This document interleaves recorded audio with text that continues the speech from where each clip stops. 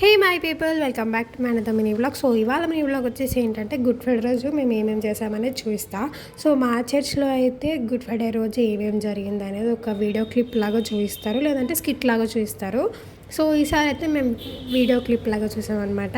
యాక్చువల్గా చాలామంది good ఫ్రైడేకి happy good Friday అని చెప్తారు. అది చాలా తప్పు. ఎవరైనా చనిపోతే మనం హ్యాపీ రెస్ట్ ఇన్ పీస్ అని అనం కదా. సో జీసస్ మన అందరి కోసం చనిపోయాడు కాబట్టి మనం ఎప్పుడు కూడా హ్యాపీ గుడ్ ఫ్రైడే అని చెప్పొద్దు. గుడ్ ఫ్రైడే అంటే శుభ శుక్రవారం, మన కోసం ఆయన చనిపోయినందుకు మనం దాన్ని గుడ్ ఫ్రైడేగా పిలుచుకుంటాం అన్నమాట. సో ఇంకా చెప్పాలంటే ఆ వీడియోకి, ఆ సాంగ్కి కళ్ళెంబట చాలా నీళ్ళు వచ్చేసాయి. ఒక్కరు మన కోసం చనిపోతున్నారంటే దాన్ని మించిన గొప్ప ప్రేమ ఇంకేది ఉండకపోవచ్చేమో.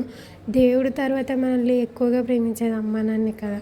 వాళ్ళని మించినట్టు ఇంకా మనకి ఎవ్వరు లేరు. ఇంకా వీడియో చూసి ఇంకా నేను తట్టుకోలేను. నెక్స్ట్ ఈస్టర్ మీట్లతో మళ్ళీ కలుద్దాం. బాయ్.